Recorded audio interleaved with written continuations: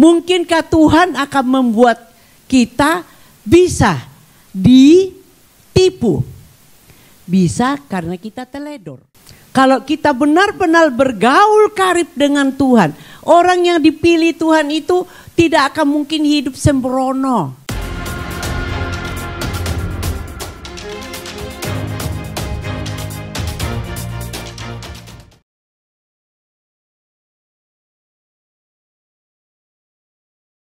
Saudara yang kekasih, orang yang happy itu selalu on fire. Dan orang yang on fire itu selalu happy. Meskipun tantangan berat apapun tantangannya tetap happy karena kita selalu on fire. Nah saudara, saya mau bercerita. Di satu desa, ya, di satu desa ada seorang petani yang kaya raya tapi tidak menampakkan dirinya dia kaya raya. Dia memiliki anak 4 dan semua anaknya, ada orang dunia berkata, sudah menjadi manusia. Saya kadang-kadang kalau ketemu dengan orang, puji Tuhan, anakku sudah menjadi manusia lah. Kamu melahirkan apa? Nah lalu saudara yang kekasih, nah di dalam 4 anaknya ini semua sudah jadi manusia, alias sudah sukses semua di dalam perekonomiannya. Ya, petani ini hidup sangat sederhana, tapi dia tidak menampakkan orangnya wah, padahal anaknya semua sudah sukses. Ya, sukses dalam ukuran dunia. Nah, satu kali waktu bapak petani ini jalan-jalan, namanya di kampung. Dia nyebrang ke kampung yang lain. Lalu waktu dia jalan-jalan melihat situasi daerah itu, lalu kemudian bertemulah dia dengan satu gereja. Gereja ini masih tertawa, alias belum dilepoh. You know lepoh? Oke, orang luar pulau mungkin tidak tahu ya. Dilepoh, belum disemen. Oh, ya. Nah, saudara yang kekasih, dia mulai berjalan. Lalu dia bertemu dengan seorang bapak. Dia bertanya, "Pak, saya boleh tanya?" Karena Pak petani ini cuma pakai sarung, celana pendekan, terus sandal jepitnya aja sudah. Saya ndak promosi swallow, siapa yang suruh bilang swallow? Ayo. Oh, anak mami ndak ada yang lancang ya. Nah, dia pakai sandal yang ya tidak masuk hitungan orang kaya lah, ya ukuran dunia.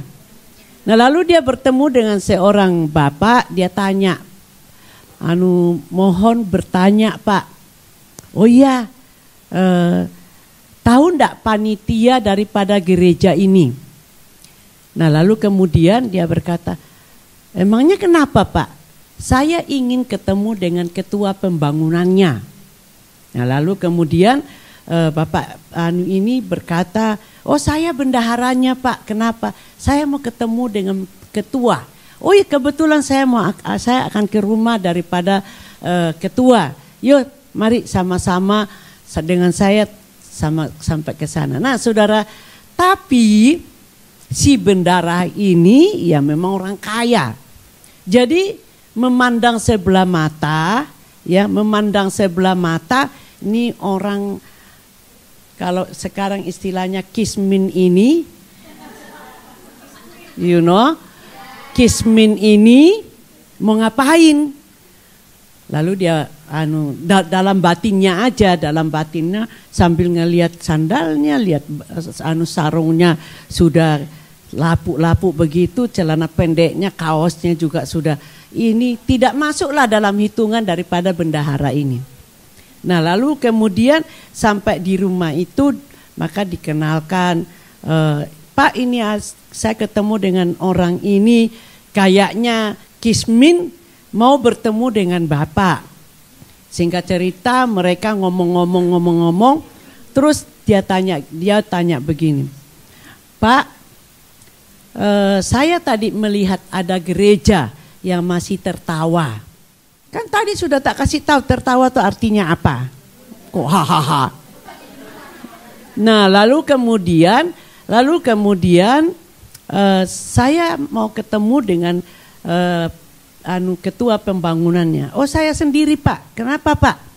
Dengan kurang meresponi, cuma ya asbun aja ya, bukan berarti dia kenapa mau dia cuma iya Pak, kenapa Pak? Sambil ya enggak serius lah begitu. Nah saudara, lalu dia berkata, petani Kismin ini berkata begini, kira-kira masih habis berapa ya untuk menembok akan gereja ini? Mereka berdua itu lirik-lirikin. Orang Kismin kok rupanya begitu, ini saya sendiri loh ya yang ini. Nah lalu kemudian mereka ngomong, asal ngomong aja orang dua ini ya sekitar 1,5 M lah. Nah saudara yang kekasih, oh baik Pak, kalau begitu besok saya kasih uangnya, tapi uang kontan, tapi kita akan ketemu di pengadilan negeri. Loh, lalu saudara, dua orang ini ya namanya pebisnis, orang kaya, pikirannya kan menurut hukum pasti itu mungkin mesti ditebus atau apa, macam-macam pikiran, kecurigaan orang kaya terhadap orang. Nah lalu kemudian mereka janjian, besok kira-kira jam berapa Pak saya bisa ketemu dengan bapak-bapak. Lalu kedua orang ini, oke lah jam 11 bisa Pak. Oh baik. Nah saudara yang kekasih, berjanjianlah mereka untuk ketemu di pengadilan. Kebetulan pengadilan itu dekat-dekat dengan gereja situ. Nah lalu besoknya mereka sudah datang duluan, 10 menit lebih cepat daripada si bapak petani ini. Nah begitu mereka nunggu. Nah kan ngapusi toh dasar. Nah saudara, banyak orang yang salah dalam perkataannya. Ya jangan kita memandang rendah orang lain. Jadi dia tunggu, kok sudah jam 11 lebih 5 menit kok enggak datang-datang juga.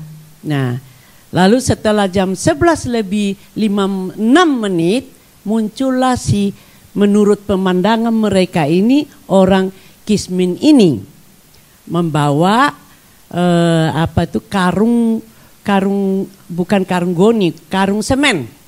Ya bekas semen itu di Indonesia kan banyak itu. Dia datang bawa gitu. Terus dia masuk dulu. Tunggu ya Pak sebentar, dia masuk ke ruangan sebelahnya sidang itu. Nah lalu kemudian dia keluar lagi, dia bilang monggo Pak, mari masuk ke sini. Jadi tambah bingung dua orang ini. Oh kita mau diapain si Kismin ini, bawa kita masuk ke sini. Nah lalu sampai di depan di dalam ruangan itu ada dua bapak yang menunggu. Nah bapak petani ini ngomong gini, karena kita ini orang hukum, kita ini orang terang, ya, kita pengikut Tuhan Yesus harus semuanya terang. Dalam kamus saya tidak ada yang gelap. Saya orangnya suka terang dan suka hukum. Saya mentaati hukum. Nah untuk itu bapak-bapak, saya ajak bapak-bapak ke sini supaya jelas terhadap hukum akan keuangan. Saya akan menyelesaikan pembangunan gereja itu dengan uang yang bapak-bapak kemarin katakan 1,5 M, tapi saya tidak mau buka cek, tapi saya bawa uang kontan. Nah, lalu dibukalah tas kertas semen itu, 2 orang ini padam, ya, merah hitam mukanya, merah hitam, malu sendiri kan. Makanya ini pelajaran, saudara. Kita tidak boleh menganggap orang lain itu lebih rendah daripada kita. Pelajarannya ini, ya. Nah, lalu mereka kecapean tangannya kan, ngitungin 1,5 M itu, ya. Walaupun 100-an semua, tapi kecapean tangannya itu, ya, ngitungin itu. Nah, selesai, terus singkat cerita mereka pulang. Yang 2 orang ini tidak bisa ngomong apa-apa karena malu dirinya sendiri. Merendahkan orang yang kaya raya ini, lebih kaya daripada mereka. Buktinya gereja tidak selesai, padahal kedua namanya konglomerat ini. Lah ya kan, kalau konglomerat kan pasti sudah tidak usah nunggu orang kismin menurut pikiran mereka menyelesaikan pembangunan itu kan. Jadi 2 orang ini jalan membawa uang 1,5 M ini dengan rasa malu, tidak berani noleh. Nah, dari belakang petaninya bersuka cita. Nah, lalu setelah itu bapak ini mereka panggil ke rumah ketua pembangunan. Maka ditanyain dia, "Bapak, kenapa kok mengeluarkan uang? Padahal keadaan bapak, sandang pangan bapak, keberadaan pakaian bapak seperti itu." Lalu dia berkata begini, luar biasa saudara. Dia berkata begini, karena salah satu sebenarnya dari mereka tahu rumah bapak ini di mana. Nah, lalu mereka tanya, kenapa bapak tidak bangun rumahnya sendiri? Kenapa bapak tidak pakai beli mobil sehingga bapak pakai untuk bersenang-senang? Jawaban si petani ini sederhana. Dia berkata begini, kalau saya bangun rumah saya bisa, saya punya uang kok. Tapi apa dampak untuk kerajaan Allah? Paling orang cuma lewat, wah rumah mewah pasti ini pasti itu. Tapi tidak berdampak sama mereka kan. Tapi kalau saya bangun gereja, dari tahun ke tahun banyak orang yang akan masuk gereja itu menikmati indahnya gereja itu. Halo? Prinsip dari Bapak petani ini luar biasa. Saya rindu sekali supaya setiap umat yang masuk ke gereja ini bisa menikmati indahnya keadaan gereja ini. Tolong ya Pak, jangan asal dilepo. Tolong yang baik sekali. Kalau kurang uangnya saya akan tambahin. Padahal uang 1,5 M itu sudah lebih-lebih. Nah, saudara yang kekasih, nah lalu kemudian itu saya rindu sekali orang semua masuk ke tempat ini menikmati hadirat Tuhan, sungguh-sungguh hatinya terjamah. Lalu kemudian ditanya lagi, kenapa Bapak tidak beli mobil aja? Mobil dengan bertambahnya hari, bulan, tahun, harga mobil akan merosot. Tapi jiwa-jiwa itu tidak akan merosot. Jiwa masuk menikmati dan dari mulut ke mulut akan membawa terang dari gereja itu sehingga gereja itu akan penuh sesak dengan jiwa-jiwa. Kemuliaan untuk Tuhan Yesus. Nah, apa hubungan dengan yang saya akan sampaikan? Ini tadi baru prolog. Sekarang kita masuk dalam isi. Ya, Yohanes pasal 15 ayat 16. Yohanes pasal 15 ayat 16. Yuk baca sama-sama 1, 2, 3. Bukan kamu yang memilih aku, tetapi akulah yang memilih kamu. Dan aku telah menetapkan kamu supaya kamu pergi dan menghasilkan buah dan buahmu itu tetap, supaya apa yang kamu minta kepadaku dalam namaku diberikannya kepada kamu. Nah, saudara yang kekasih dalam Tuhan, orang yang tahu persis ini akan seperti bapak petani tadi itu, ya, menyadari sepenuhnya bahwa saya punya kehidupan ini yang memilih Tuhan. Sini kan bukan kamu yang memilih aku itu Tuhan. Jadi saya mau terjemahkan begini, bukan Nelly yang memilih Tuhan Yesus, tapi Tuhan Yesuslah yang memilih Nelly. Amin. Yuk baca sama-sama dengan namamu. Nama masing-masing paling keras. Iya, ucapkan dengan percaya bahwa kita ini dipilih oleh Tuhan. 1, 2, 3.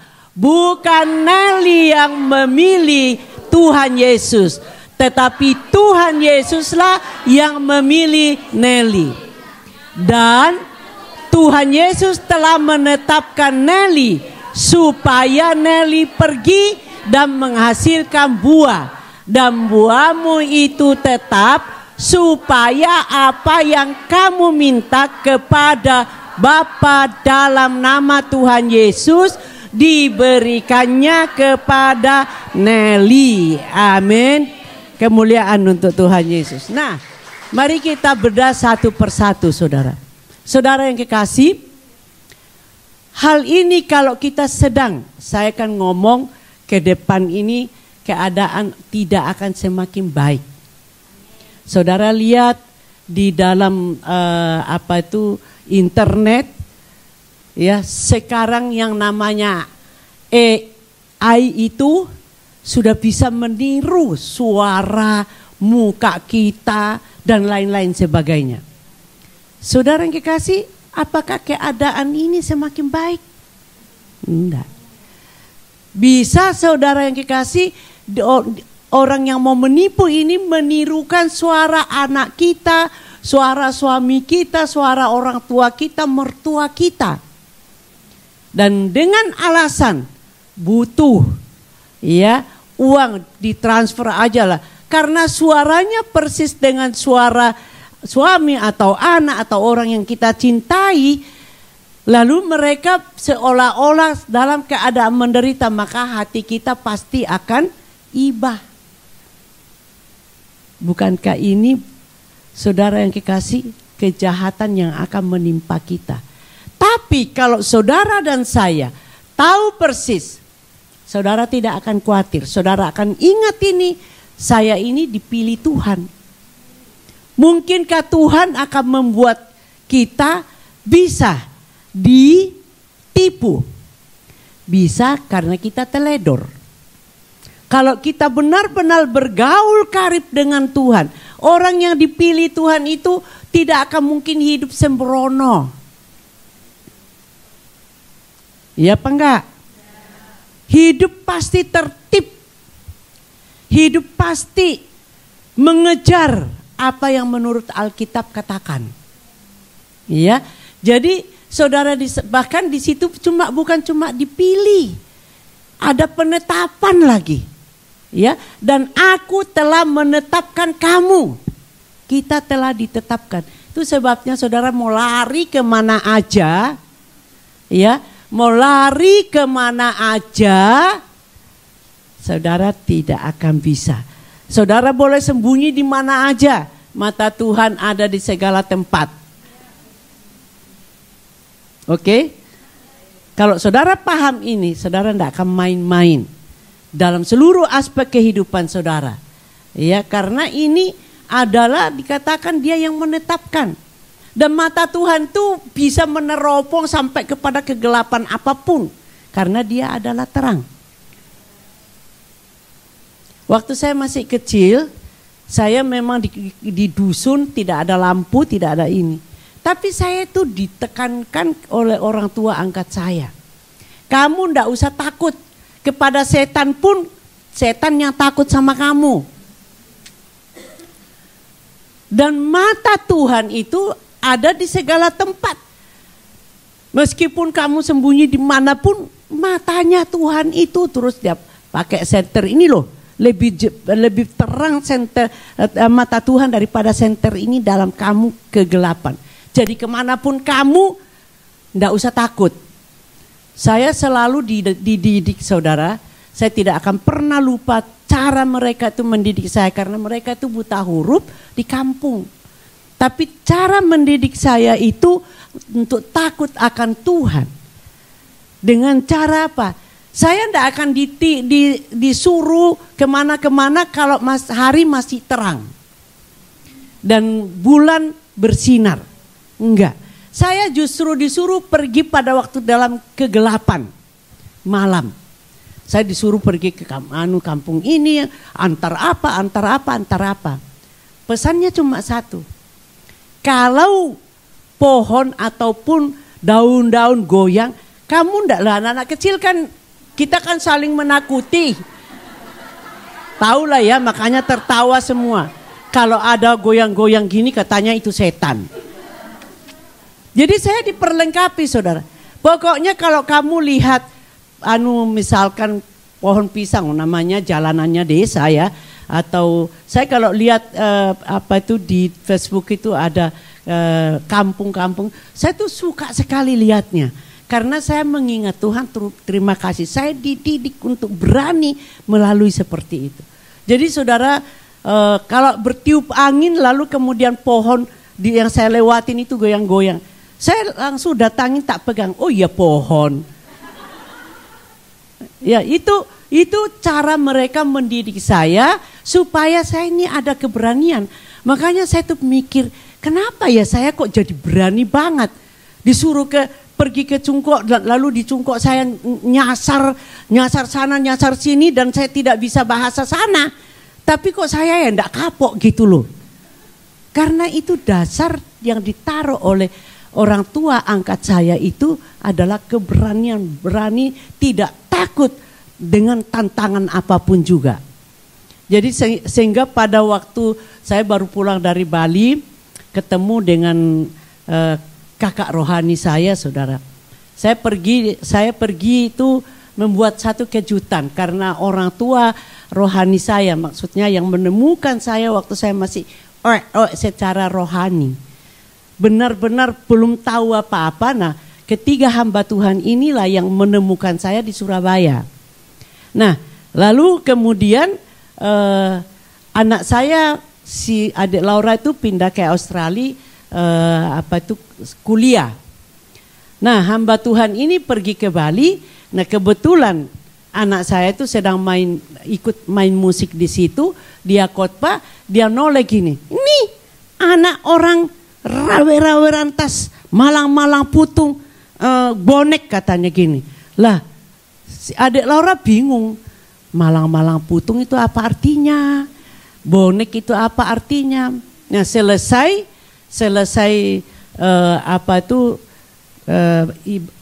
mereka ibadah, waktu itu belum ada WA. Anak saya SMS, Mami penting, tolong telepon. Jadi ya saya pikir ada apa, ya saya telepon. Kenapa? Mami apa artinya bonek? Oh bondo nekat. Terus apa lagi? Rawe-rawe rantas malang-malang putung apa artinya? Oh, om ini ya ada di situ. Iya tadi dia khotbah saya ditunjuk-tunjuk anak orang bonek, anak orang rawe-rawe rantas malang-malang putung. Oh, artinya singkatnya Mami ini terlalu berani. Pergi ke Cina tidak bisa bahasa Mandarin, pergi aja. Ke Hong Kong tidak bisa bahasa Kantonis, tidak bisa bahasa Inggris, nekat pergi katanya. Nah saudara yang kekasih lalu, oh ya memang Mami sih kayak begitu ya. Iya, pokoknya adik Laura terus ngomong kayak gitu. Nah saudara yang kekasih di dalam Tuhan, di dalam bonek saya, buktinya nyasar-nyasar pun saya masih berdiri di sini sekarang kan. Ayo. Ya, kalau memang ada apa-apa kenapa saya masih berdiri di sini? Kok saya enggak lenyap? Ini loh, ya. Jalan keluar orang yang dikuasai oleh takut itu, saudara, firman Tuhan berkata jangan takut. Sebab aku ini menyertai engkau. Aku yang sudah memilih engkau. Jadi kalau ada tantangan ini, oh ini hanya sebagai proses. Katakan bersama-sama proses. Nah, di dalam proses itu ada perjuangan.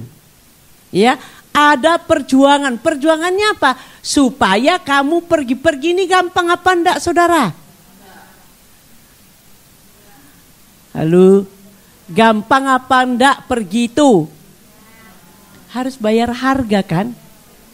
Saya waktu mau ke Hong Kong, saya waktu itu baru ulang tahun yang ke-8 gereja pusat kita. Saya mau nyalamin Pak Pendeta Pak Niko. Saya bilang mau salamin selamat ulang tahun gereja. Nggak dijawab, malah berkata, kamu berangkat ke Hong Kong. Hah? Mana Bobby kata. Saya panggil itu. Terus kamu berdua ke Hong Kong ya? Terus saya tanya, kapan Pak? Segera. Nah, pada tanggal 6 Oktober itu ulang tahun adik Laura. Nah, saya disuruh berangkat permulaan tanggal 1 Oktober. Nah, bayar harga enggak, saudara? Coba, anak mau ulang tahun ditinggal. Itu saya, saudara, sebagai seorang ibu yang tidak pernah meninggalkan anak yang ulang tahun, itu pasti ada perjuangannya untuk pergi. Lalu saya pulang berunding dengan Pak Pipi, gimana ini enaknya. Terus Laura bilang, udahlah Mami, nanti tuh tahun depan Laura juga ulang tahun kok, gak apa-apa pergi aja. Tapi walaupun dia bilang gak apa-apa pergi aja, tapi sebagai seorang ibu itu pasti ada beratnya. Nah, saudara yang kekasih, di sini dikatakan supaya kamu pergi. Ya, ini ada pengorbanan dan menghasilkan buah, dan buahmu itu tetap. Nah, buah ini bukan, saudara yang kekasih, lalu kita pohon diri kita lalu buahnya apa? Enggak. Tapi buah itu ada hubungannya dengan Roma pasal 8 ayat 28. Kita tahu sekarang bahwa Allah turut bekerja dalam segala sesuatu untuk mendatangkan kebaikan bagi mereka yang mengasihi, yaitu bagi mereka yang terpanggil sesuai dengan rencananya. Saya percaya saudara bisa tidak bisa yang sudah masuk ke tempat ini orang yang terpanggil.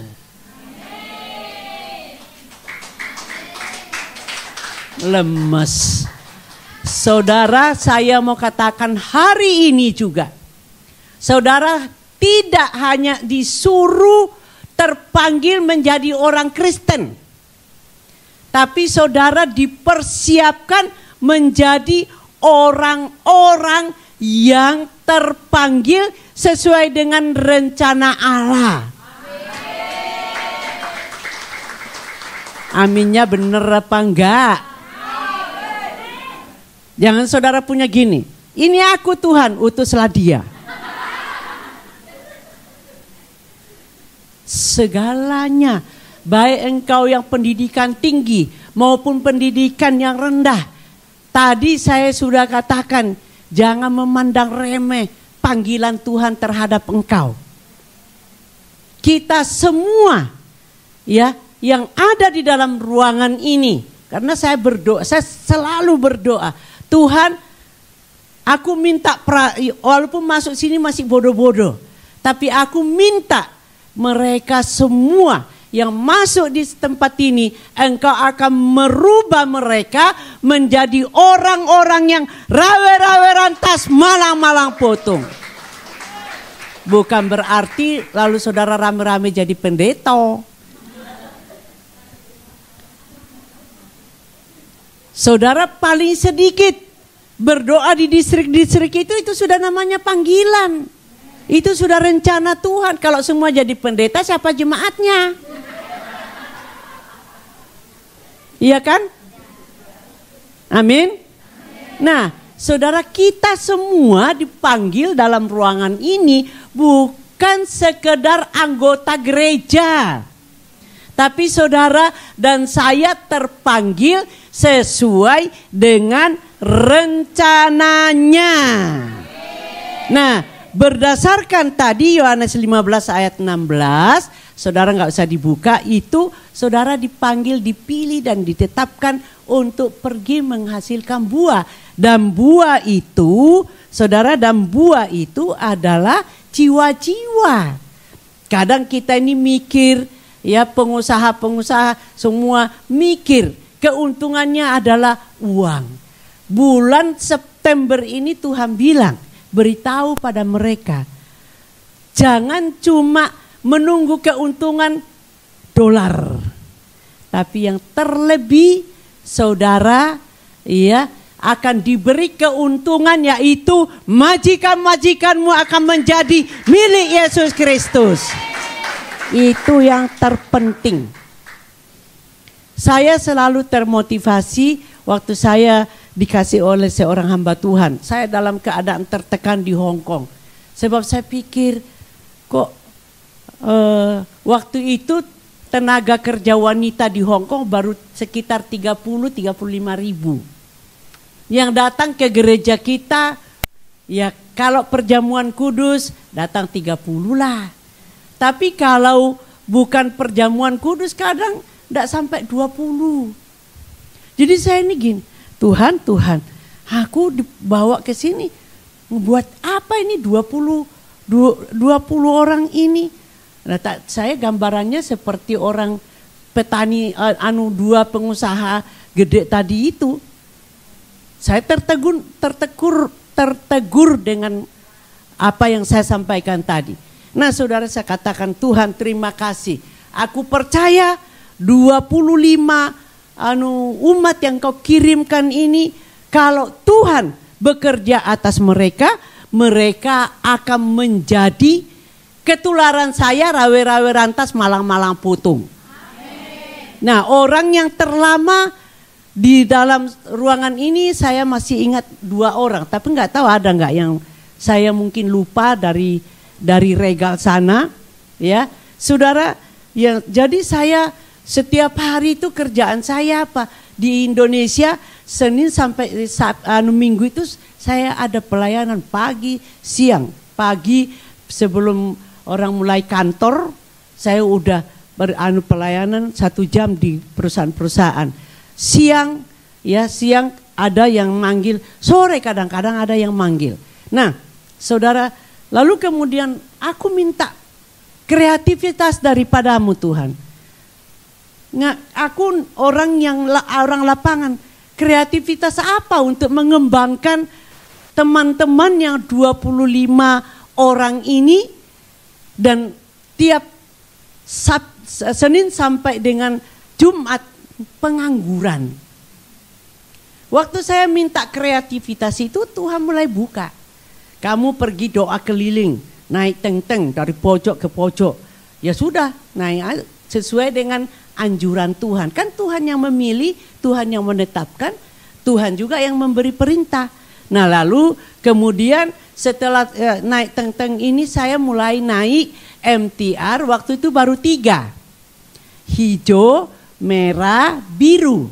Jadi saya kelilingin itu baru 3. Sekarang kan waduh banyak, saya tidak tahu mau doa keliling. Makanya puji Tuhan lahirlah doa distrik, 18 distrik. Ya, itu hasil dari ini. Nah, saudara yang kekasih di dalam Tuhan, kalau kita ini masuk dalam rencana Allah. Saya diteguhkan oleh salah seorang jemaat yang tomboy sebenarnya. Pada waktu saya berjalan dengan dia betulan jalan dengan saya, dia bilang gini, makasih ya Mami. Kenapa? Melalui Mami, Papi, saya bisa tahu jalan hidup saya, tujuan hidup saya ditebus itu apa. Oh ya, puji Tuhan, kalau kamu menyadari, saya menyadari, dan saya sungguh-sungguh mau memfokuskan diri. Dan saya melihat di Facebook sering ya di Facebook di Cool, dia ada di situ. Ya, saudara yang kekasih, saya mulai sejak saya membaca artikel atau kiriman tentang seorang petani itu, saya juga ikut bertobat. Saya tidak lagi melihat saudara ini pembantu rumah tangga sampai saya pernah berkelahi, dia bukan berkelahi, saya marah dengan seseorang. Waktu itu kita masih di Winghing 9, karena saudara dia ngomel, pembantu rumah tangga aja kok bela-belain. Saya langsung ngomong, pegang pundaknya, dia lebih tua dari saya. Saya bilang, Ci, jangan berkata begitu ya. Mereka di rumah majikan memang pembantunya majikan. Tapi di gereja ini dia adalah biji mata Allah. Sama dengan Cici juga biji mata Allah. Mereka juga sama ditebusnya dengan darah Yesus. Apa ada darah lain yang menebus? Halo? Perhatikan ya. Jangan memandang remeh orang lain meskipun mereka itu dosa. Misalkan, coba kita perhatikan gaya hidup Tuhan Yesus. Karena di dalam Roma pasal 8 ayat 29, di situ ayat 29, sebab semua orang yang dipilihnya dari semula, mereka juga ditentukannya dari semula untuk menjadi serupa. Ayo teruskan, menjadi yang keras.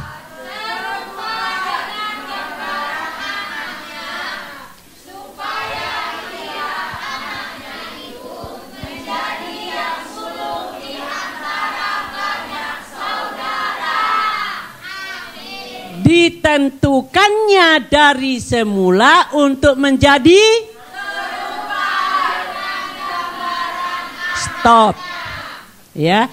Jadi yang saudara perlu perhatikan, kita ini dipanggil, kita ini ditentukan supaya kita ini serupa dengan gambarannya Yesus Kristus.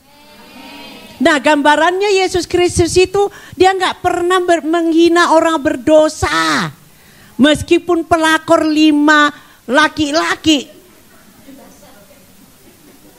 Ya kan pelakor kan itu 5 laki-laki.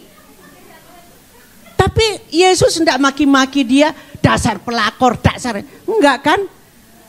Nah kalau saudara memang benar-benar serupa, Tuhan mau kita serupa dengan gambaran Yesus mengenai memandang orang berdosa.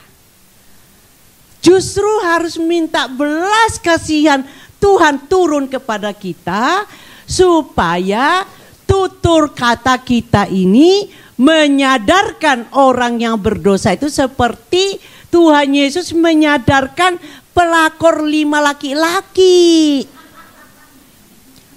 Kan dia mulai bertobat, berubah, lalu apa dampaknya? Seluruh orang satu kampung menjadi percaya kepada Yesus. Ini tujuannya saudara.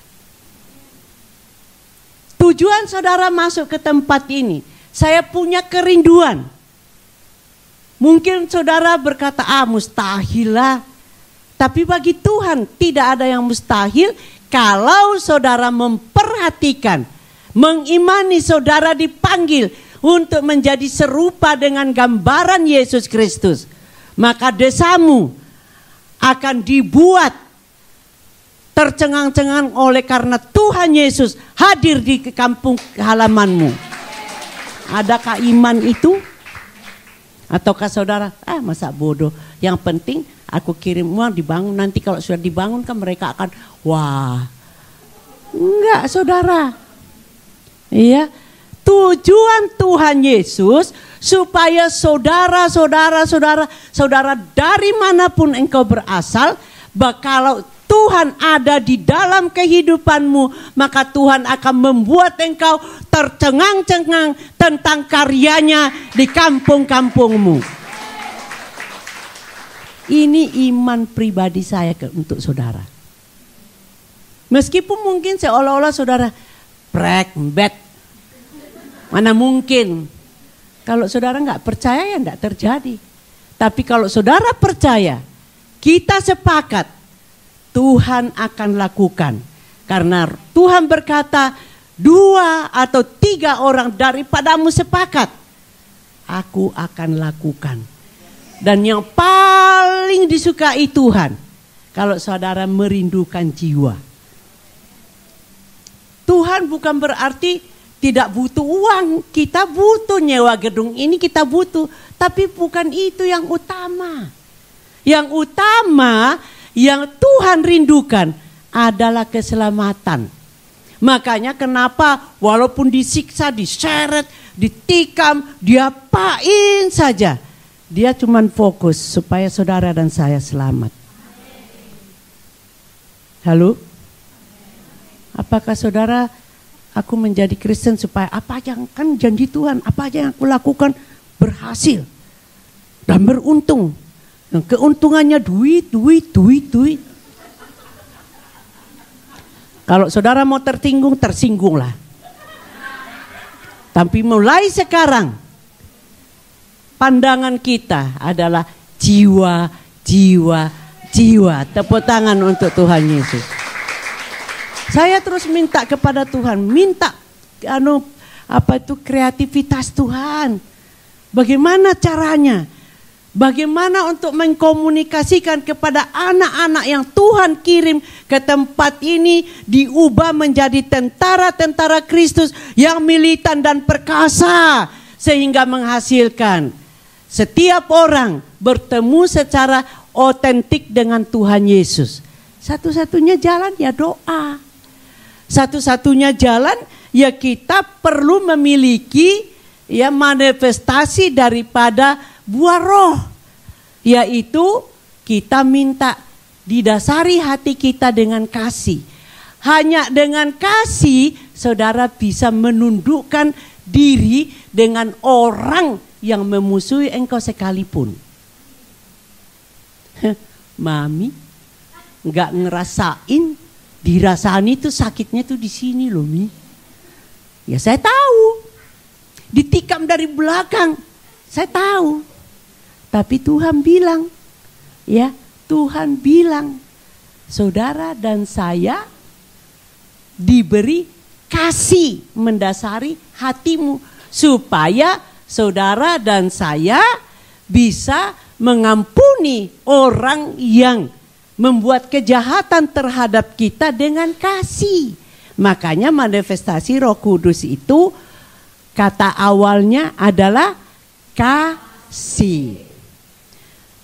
Dengan hati kita didasari dengan kasih Kristus, maka akan memancarkan damai sejahtera, sukacita.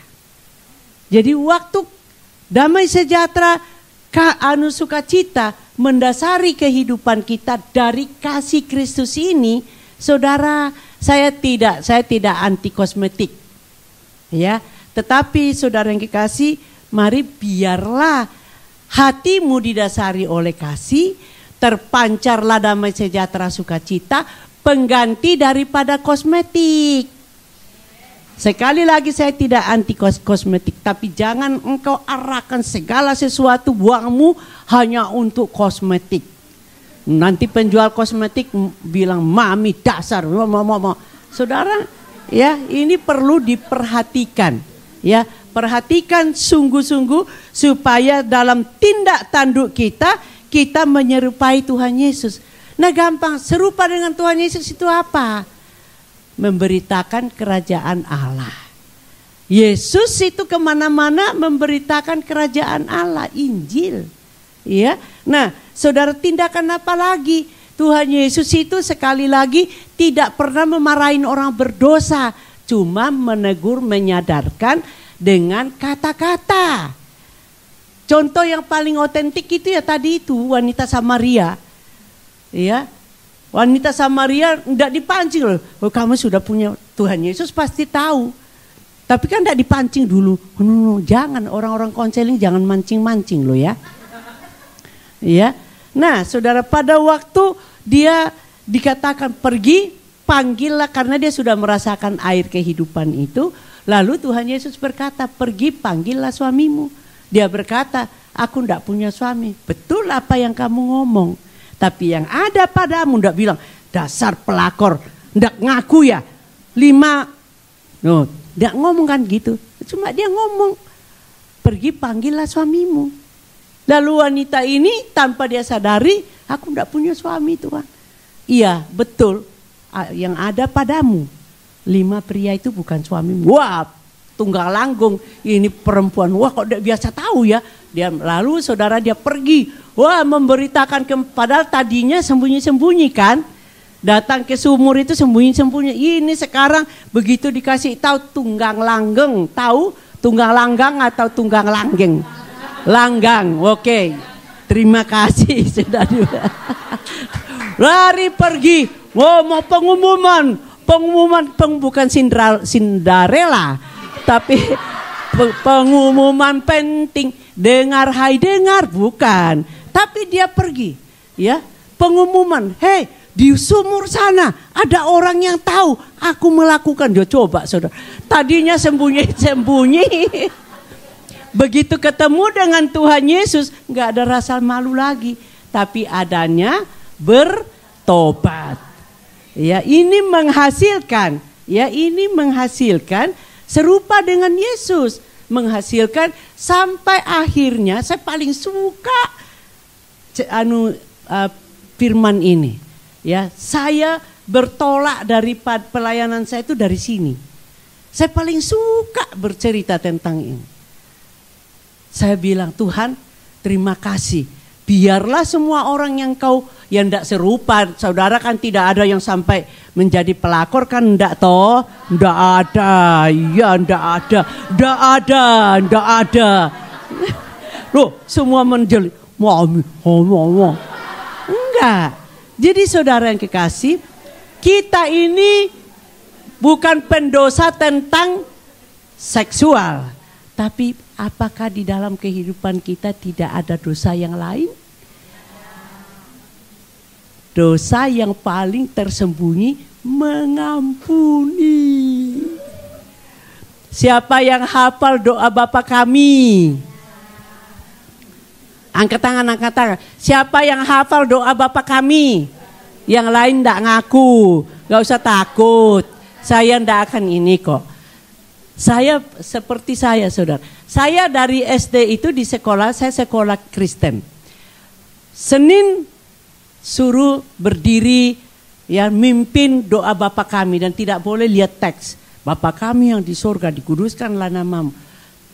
Sabtu untuk menutup sekolahan itu doa Bapa kami lagi. Jadi hafal, sekedar hafal.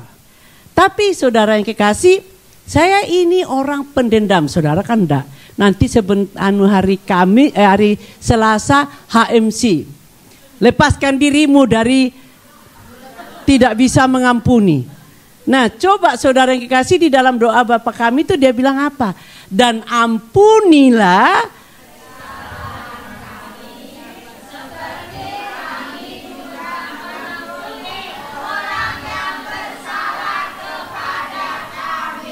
betul kah? Wah, 100 Tuhan untuk umat yang kau berikan. Saya ndak begitu dulu. Hafal. Tapi saya pendendam. Saudara yang kekasih, sebaik kayak apapun kalau saya sudah disentil sedikit, sudah. Bukan begitu, langsung mingkem, ketemu aja, dengar nama yang sama dia aja sudah pret gitu. Padahal saya hafal loh kata-kata itu. Dan ampunilah kami akan segala dosa kami seperti. Ayo, seperti.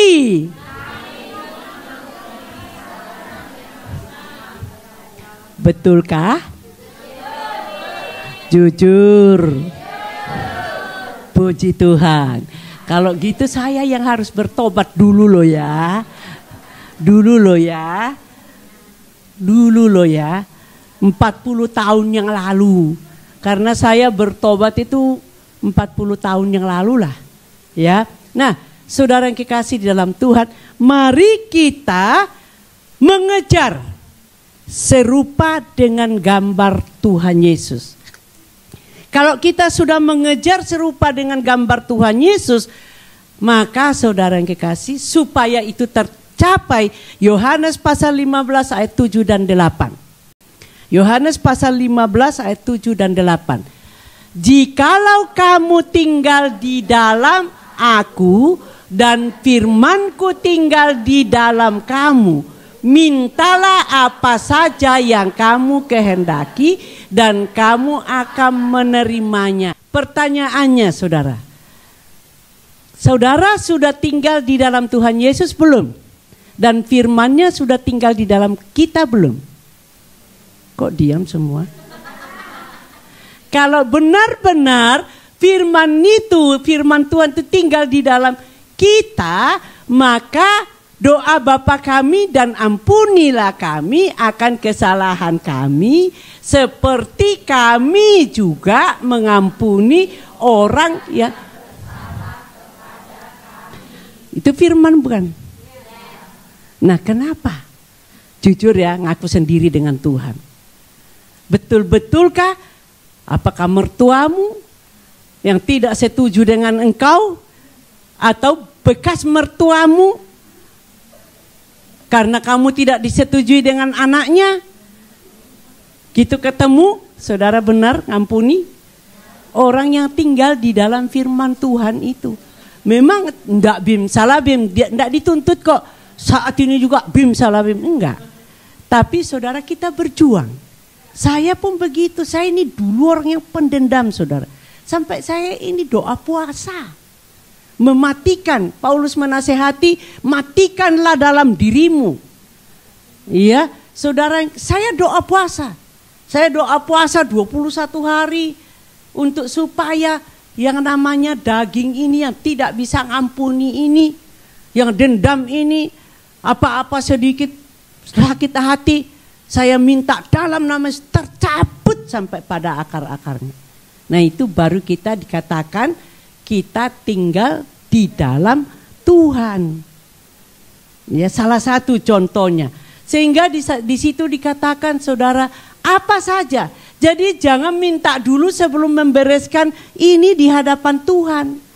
Karena ini dikatakan kalau kita tinggal dalam firman Tuhan, tinggal di dalam pengampunan, tinggal di dalam akar pahit dibuang, tinggal dalam mengasihi Tuhan, tinggal di dalam damai sejahtera sukacita, dan dia berkata, minta saja.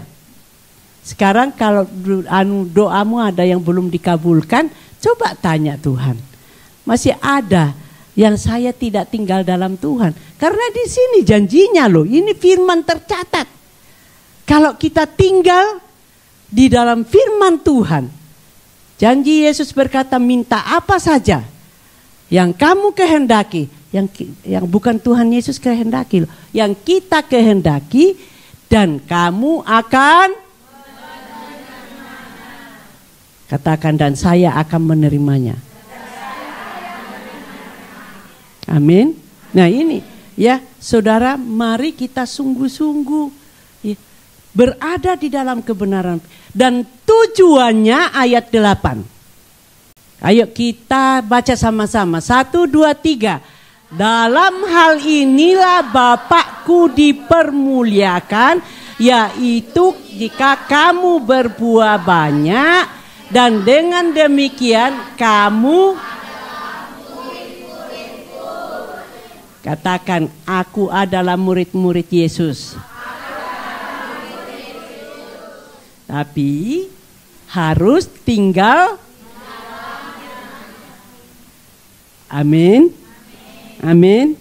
Nah ini saudara, mari kita kejar hal ini. Supaya benar-benar kekristenan kita ini membuahkan jiwa-jiwa. Keuntungan saudara dan saya sebagai orang Kristen adalah jiwa-jiwa. Amin. Mari bangkit berdiri. Mari datang kepada Tuhan. Tuhan minta kita untuk membawa lebih banyak jiwa-jiwa kepada Tuhan. Karena itu adalah rencana Allah di dalam kehidupan kita.